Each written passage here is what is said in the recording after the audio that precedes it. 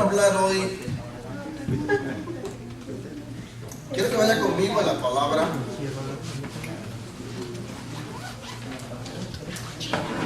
¿Cuántos han oído hablar del libro de Nehemías o de la historia de Nehemías?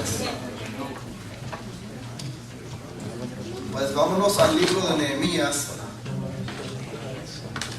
porque quiero hablar un poco de este personaje.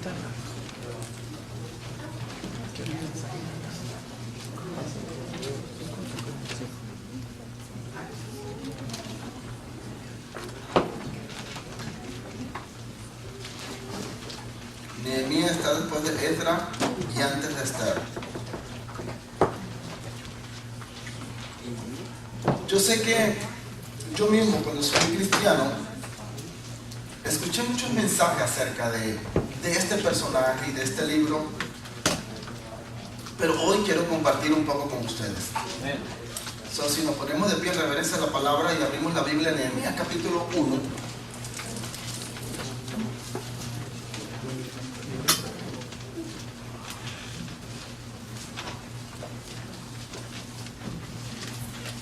¿Lo tienen?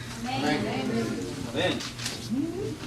Nehemías, capítulo 1, versículo 1 dice: palabra de Nehemías, hijo de Jacalías.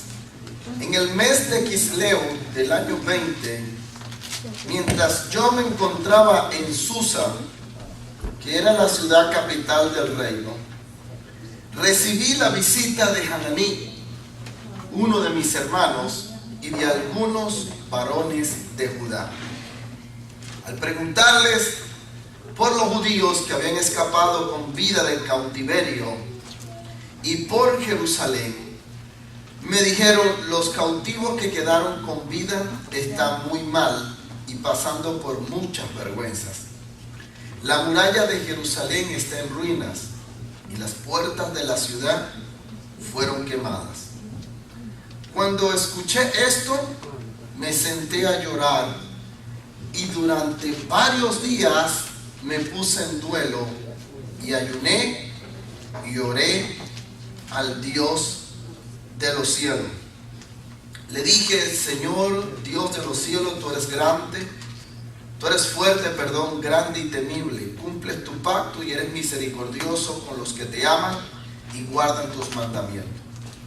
Yo te ruego que prestes atención a las súplicas que de día y de noche te hace este humilde siervo tuyo en favor de Israel. Reconozco que tu pueblo Israel ha pecado contra ti, lo mismo que mis antepasados y yo. Nuestra corrupción ha llegado a los extremos, pues no hemos cumplido con los mandamientos, leyes y estatutos que le diste a tu siervo Moisés. Recuerda que ya le habías advertido a Moisés que si nosotros llegáramos a pecar, tú nos dispersarías entre las naciones, pero que si nos arrepentíamos y te buscábamos y cumplíamos tu mandamiento y los poníamos por obra, tú nos harías volver y nos llevarías a la tierra que elegiste como residencia de tu nombre, aun cuando nos hubieras dispersado hasta los confines de los cielos. Señor, somos tu pueblo, somos tu siervo. Tú, con tu gran poder y tu brazo poderoso, nos liberaste de la esclavitud. Yo te ruego, Señor, que prestes atención a las súplicas de este humilde siervo tuyo y a la de todos tus siervos que honran tu nombre. Concédele a este siervo tuyo tener éxito ante el rey para que me conceda lo que le solicite. En esos días yo era copero del rey. Ahora vamos a leer el versículo 1 del capítulo 2. En el mes de Nisán del año 20 del reinado de Artajerjes, mientras yo me disponía a servirle, vino al rey. Este me miró y como nunca antes me había visto triste en su presencia, me preguntó: ¿por qué estás triste, Nehemías? ¿Enfermo no estás? Lo que reflejas es un profundo pesar. Yo sentí mucho miedo y le respondí: larga vida a su majestad. ¿Cómo no estar triste si la ciudad donde mis padres están sepultados se encuentra en ruinas y sus puertas han sido consumidas por el fuego? El rey me preguntó entonces: ¿y qué es lo que pides? Yo oré al Dios de los cielos y le respondí al rey: si es la voluntad de su majestad y este siervo suyo es digno de su bondad, permítame su majestad ir a Judá a la ciudad donde están sepultados mis padres para reedificarla.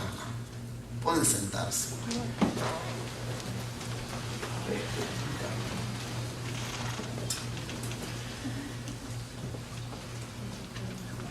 De este personaje se han escrito libros muy tremendos de lo que este hombre pudo llegar, lo que él pudo llegar a hacer, el trabajo que este hombre desempeñó. Pero lo tremendo es cómo comienza todo. Quiero que nos pongamos a pensar un momento, ¿por dónde comienza todo? Pues usted acaba de leerlo. Un hombre que tenía un trabajo que no era tan malo, él era copero del rey. Imagínate, un hombre que tenía posición social, un hombre que seguramente vivía muy cómodo. Pero dice que le llegan noticias de la ciudad de donde eran sus padres. Este hombre escucha que la ciudad estaba en ruinas, que la gente estaba muy mal. Y este hombre simplemente se identifica con el dolor de su gente o de la gente de donde él venía. Y dice que de repente se puso a llorar y comenzó a orarle a Dios. Y usted leyó la historia. Qué interesante, ¿verdad? Porque cuando uno está cómodo, muchas veces no le importan los demás. Este hombre estaba cómodo, pero cuando se entera de lo que estaba pasando en la ciudad, en Jerusalén, de la ciudad de donde eran sus padres, como le dijo el rey, donde sus padres estaban sepultados, él sintió una inquietud. Ahora, lo que me llama la atención es que en ningún momento dice, a este hombre Dios no se le revela. A este hombre Dios no lo llama. Él simplemente ve una necesidad. Y es como cuando a uno le llegan malas noticias. Uno de repente se puede sentir mal identificándose con el pesar, el dolor de mucha gente. Hoy casualmente me escribió un amigo de mi juventud, pudiéramos decir, porque yo tendría, de mi adolescencia y mi juventud, porque era mi vecino y compartíamos mucho. No, gracias. No fui yo. Me parece que fuiste tú. Y este muchacho de vez en cuando me escribe y de repente me manda un mensaje por WhatsApp. Pero fíjate qué tremendo. No cree usted que por eso fue que yo dije voy a predicar sobre esto. No.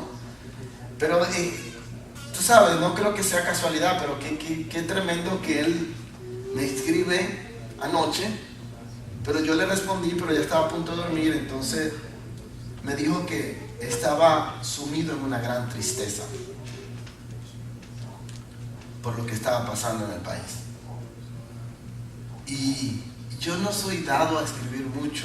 Las personas que se congregan aquí saben que yo no soy dado a escribir mucho. Yo soy más de hablar que de escribir.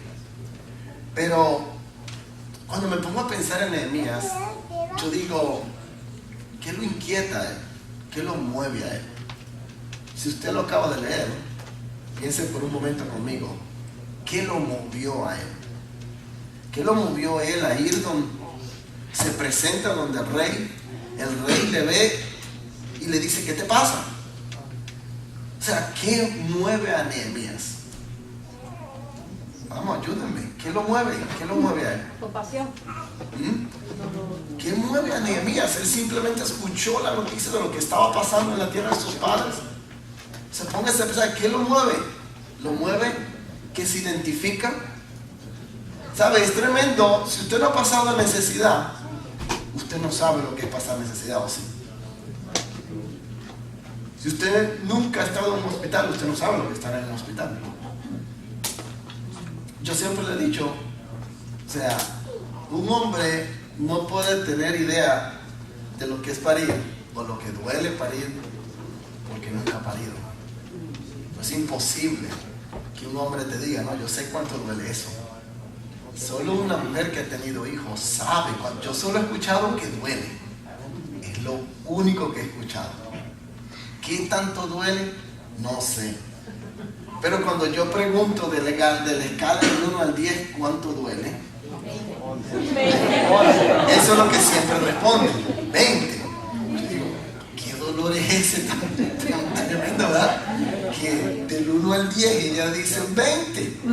O sea, ahí yo deduzco y digo, la mujer, o sea, eso debe doler tanto que me imagino que la mujer no sabe ni cómo puede soportar tanto dolor. O ninguna mujer sabe de lo que es capaz de soportar el dolor hasta que no tiene a un hijo, ¿verdad? Yo no me puedo identificar como una mujer porque yo no sé lo que es eso. ¿Cómo podría yo identificarme si nunca lo he hecho?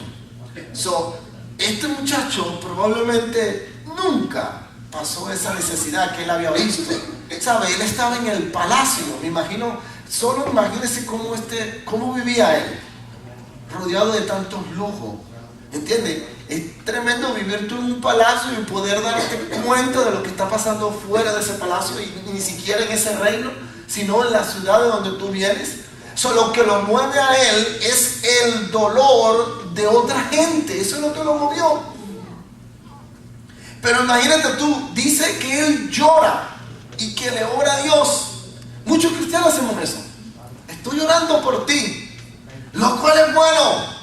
Pero Nehemías hizo algo más que llorar. Nehemías hizo algo más que, tú sabes, congraciarse con el dolor. Nehemías dio un paso hacia adelante. Nehemías pensó y dijo, tengo que hacer algo. No puede ser que desde la posición donde yo estoy, porque tampoco es que no tenía ningún liderazgo, él no mandaba a nadie, pero él dijo, pero tengo acceso al rey. Y de repente él dice, imagínate tú cómo comienza todo. Él dice, tal vez yo puedo ir y reedificar y ayudar a reedificar esos muros. Y yo digo, Dios, cualquier día, ¿qué te está pasando por la cabeza? Todos nosotros tenemos un trabajo. Todos nosotros tenemos un trabajo. Pero bueno, muchos de nosotros tenemos acceso al dueño del lugar donde trabajamos, ¿sí o no? Sí. Pero eso no nos hace pensar que nosotros vamos a ir donde el dueño y le vamos a decir, mire, hay una familia que tiene una necesidad y me gustaría.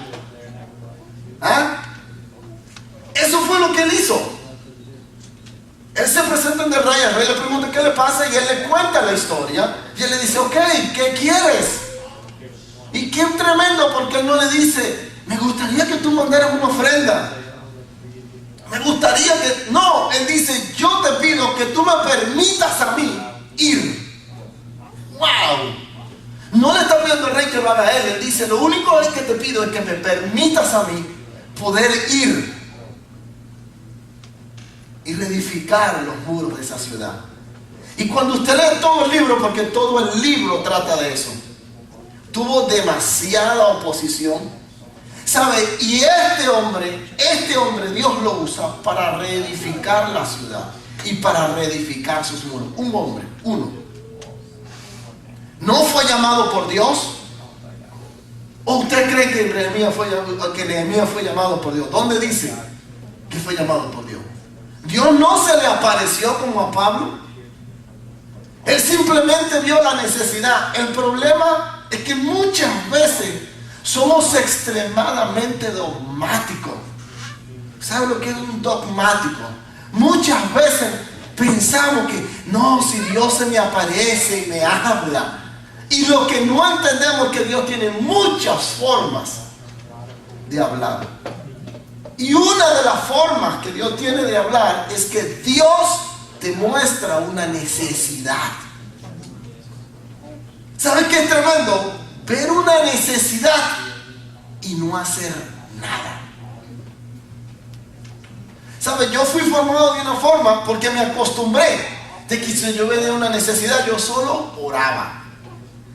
O sea, si la persona no tenía trabajo, yo oraba simplemente para que la persona tuviera trabajo, no importando que yo tuviera tal vez $100 en el bolsillo para poderlo ayudar. No. Yo decía, Señor, reprenda. Yo solo voy a orar. Yo siempre cuento la historia Esto fue algo tan tremendo que me pasó. Siempre cuento la historia de una persona que viene donde a mí, cuando nosotros estábamos pastoreando en el estado de New Jersey, en la ciudad de Plainfield, donde una persona viene donde a mí y me dice: pastor, necesito que ore por mí, porque no tengo trabajo. Y yo, como siempre le he dicho, no acostumbro casi nunca a dar dinero efectivo en mi cartera o en el bolsillo. Pero ese día andaba dinero casi, andaba más o menos, no estaba poquito. Yo dije, o sea, es algo tan extraño. Y ese día yo en ese momento ni me acordé, solamente le dije a la persona: claro que sí, vamos a orar. Y de repente una voz interna me dice: no vas a orar.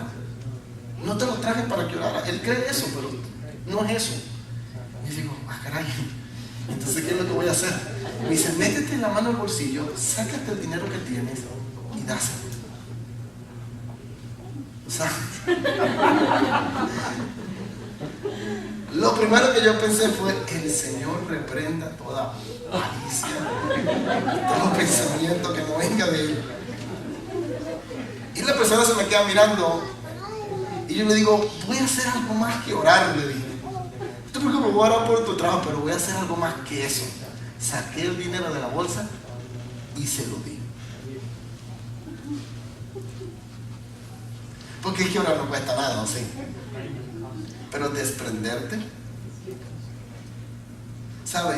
Nehemías, me imagino que él tenía su agenda, pero él puso su agenda a un lado y dijo: la necesidad de esta gente es más grande que mi agenda. El problema es que si nadie hace nada, nada va a suceder. El problema es que nosotros pensamos: ¿qué puedo hacer yo si yo solo soy uno? Yo tengo buenas noticias. Nehemías era uno solo. Esto se llama disposición para hacer las cosas. Usted puede ver una necesidad y usted puede simplemente cerrar sus ojos y cerrar su corazón, o usted puede tratar de hacer algo en la necesidad de esa persona, o algo más que orar.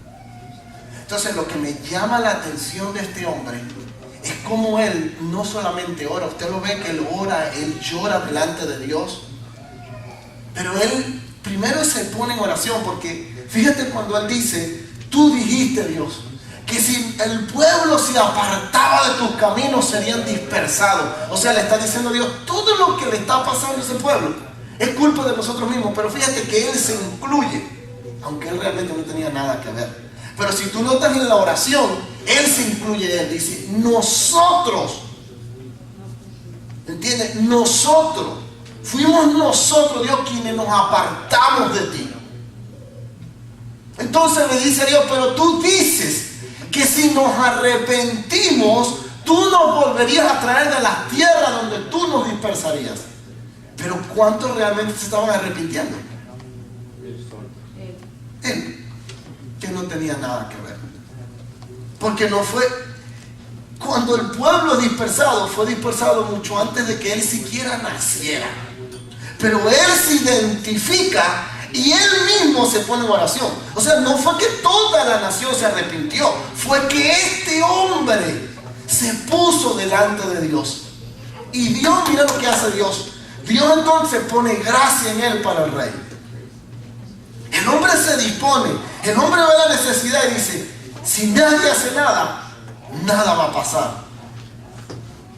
Todo gran movimiento comienza con una persona. El movimiento de los derechos civiles, una persona, Martin Luther King. ¿Saben? Yo no sé cuántos de ustedes han escuchado la frase que dice: todo cambio comienza con uno mismo.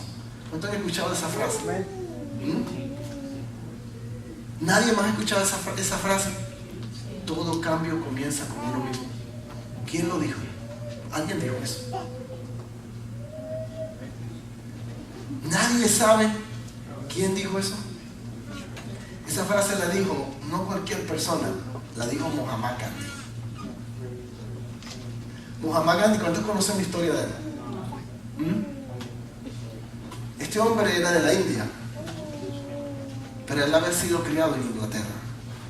Y él había estudiado Derecho y se graduó de abogado. Y un día, él se entera de que la India vivía bajo la esclavitud de Inglaterra, del Reino Unido. Y él se dispone y se va a la India y pacíficamente comienza un movimiento. Un movimiento que termina, adivinen qué, en la liberación de la India del Imperio Británico. Un hombre. Por eso él mismo fue el que dijo esa frase: todo cambio comienza con uno mismo.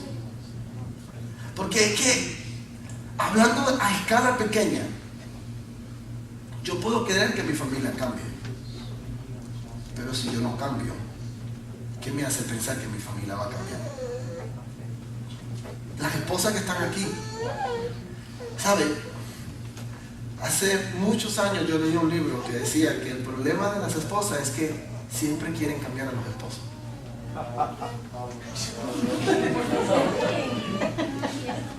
Habla, papá.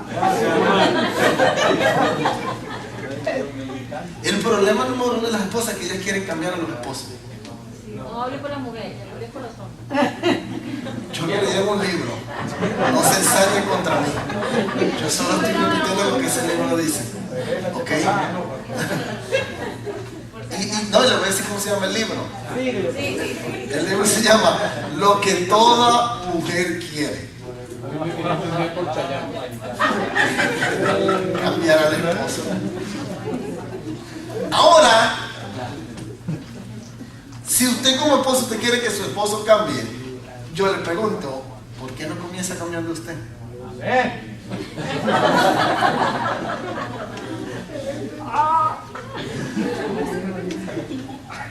Si yo quiero que mi familia cambie como cabeza de hogar, ¿quién tiene que empezar a cambiar?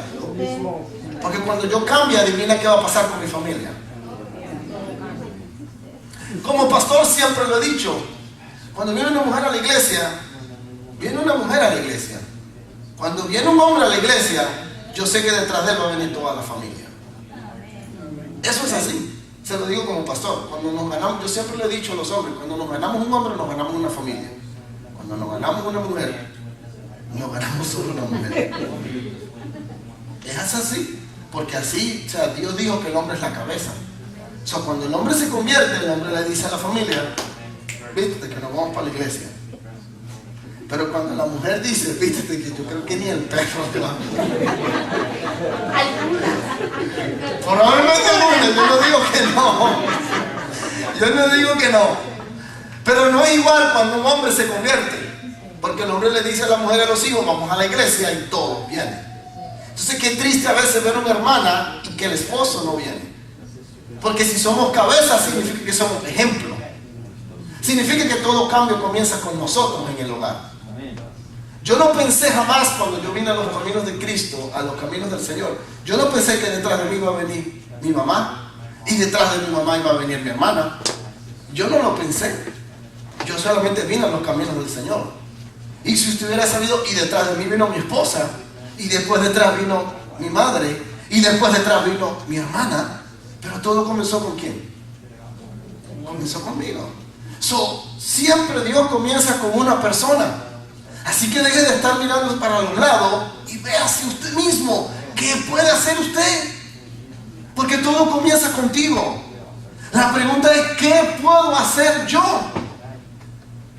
Porque si yo quiero que las cosas cambien, tengo que empezar cambiando yo mismo. Si yo no cambio, nada va a cambiar, porque todo cambio empieza por uno mismo. Nehemías, él se dispuso él mismo a ir y reedificar el muro. ¿Tú crees que un solo hombre podía hacer esto? Imposible. Pero un hombre se movió a hacer esto y toda una nación se le unió para hacerlo. Y si tú sigues leyendo los siguientes capítulos, te vas a dar cuenta de que toda la nación se une a este hombre a un propósito. Todo cambio comienza con una persona. Todo cambio. Lo que está pasando en Venezuela comenzó con un hombre llamado Hugo Rafael Chávez Frías. ¿Y por qué no hemos podido tumbar al gobierno? Porque mientras no haya un líder, ese gobierno no va a salir. Cuando se levante alguien, el cambio va a venir. Porque estamos hablando que Mahatma Gandhi no era un hombre ni siquiera que le servía a Dios, pero se dispuso. Todo cambio comienza con uno mismo. Si yo quiero ver un cambio en mi familia, ¿qué tengo que hacer? ¿Ah? Si yo quiero ver un cambio en mi nación, ¿qué tengo que hacer? ¿Por qué no podemos pensar que a través de una iglesia, una ciudad puede cambiar? Un país puede cambiar. Si un hombre puede hacerlo Dios, ¿qué no puede hacer con una iglesia entera? Pero mientras sigamos pensando que nosotros no hacemos ninguna diferencia, entonces, ¿cómo se va a mover Dios así? Pero si nosotros creemos que Dios nos puede usar a nosotros, entonces ahí tú puedes ver un cambio. ¿Sabe? Todo depende de la persona. Hay personas que se convierten y vienen ellos. Y tal vez después vienen 1 o 2 personas más. Hay personas que se convierten y esta persona trae 10, trae 15, trae 20 personas. Lo he visto. Yo lo he visto.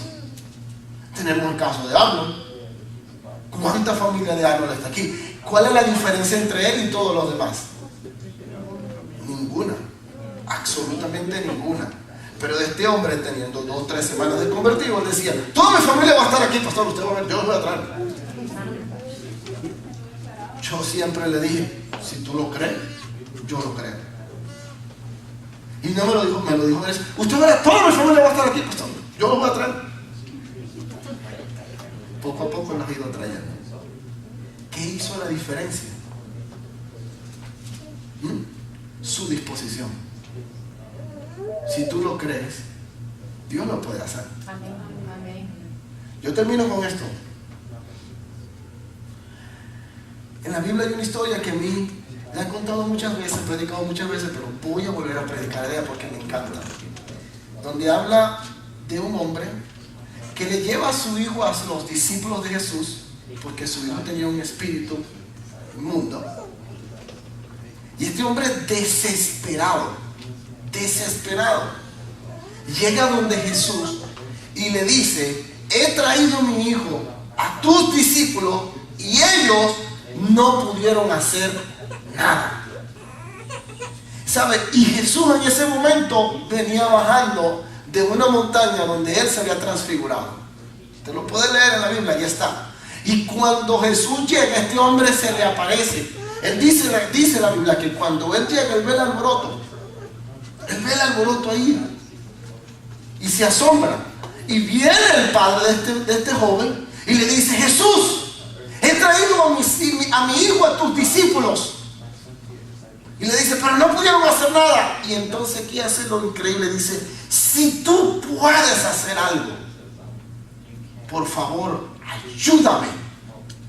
Y entonces ahí Jesús suelta una frase increíble porque dice: oh generación incrédula y perversa, ¿hasta cuándo he de estar con ustedes? ¿Hasta cuándo los he de soportar? Y adivine quién le estaba hablando. No le estaba hablando al papá del muchacho, le estaba hablando a los discípulos. Y le dice: tráeme aquí al muchacho. Y le traen al muchacho. Y entonces el papá ahí le dice: Jesús, si tú puedes hacer algo, ayúdame. Y Jesús le suelta la frase, la famosa frase, y le dice: al que cree, todo le es posible. Y entonces aquí nos vemos al muchacho endemoniado y a Jesús hablando con el papá. Dice la Biblia que el muchacho hasta se revolcaba. Entonces Jesús se pone a hablar con el papá. Qué cosa tan increíble. Y lo ve ahí revolcándose, lo ve al muchacho revolcándose y le pregunta: ¿cuánto tiempo hace que le pasa eso? O sea, si yo hubiese estado ahí, yo decía: oh, siguen hablando tranquilamente, el muchacho se revuelca ahí, entonces siguen hablando ahí, no pasa nada. Usted lo busca en la Biblia, usted se da cuenta. Donde Jesús le pregunta al papá, ¿hace cuánto hace que le pasa eso? Y entonces el papá le responde, desde niño. Y dice, muchas veces el demonio lo agarra y lo tira al fuego para matarlo. ¡Wow! Y fíjate, es increíble porque ¿qué hacía Jesús hablando con el papá si el problema era el muchacho? Porque entonces ahí Jesús, en vez de ministrarle al muchacho, dijo, le voy a ministrar al papá, porque el papá fue el que me lo trajo. Y entonces Jesús le dice, si tú crees, al que cree todo es posible. Y entonces el papá tiene un grito y dice, creo, ayuda a mi incredulidad. ¡Bum! Y ahí Jesús sana al muchacho. En pocas palabras, Jesús piensa, primero le ministro al papá, porque no cree que soy capaz de sanar a su hijo. Puesto que me está diciendo que si yo puedo. ¿Cómo que si puedo? Si yo soy Dios. Esa palabra de si puedo, ¿sabe?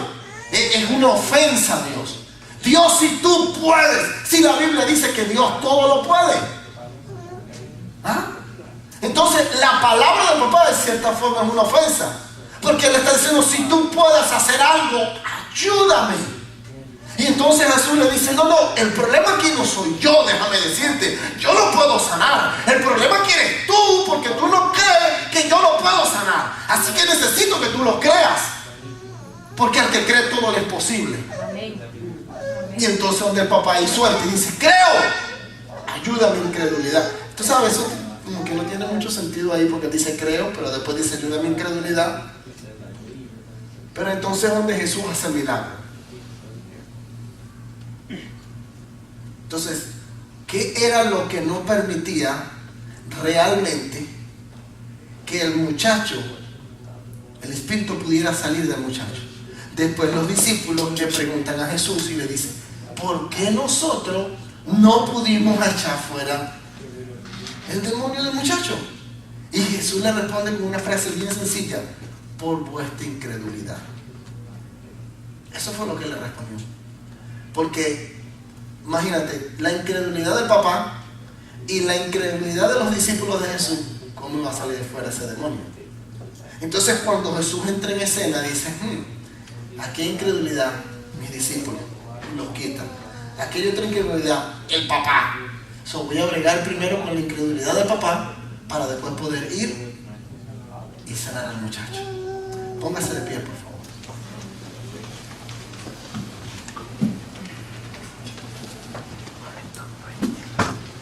Yo quiero que usted cierre sus ojos por un momento.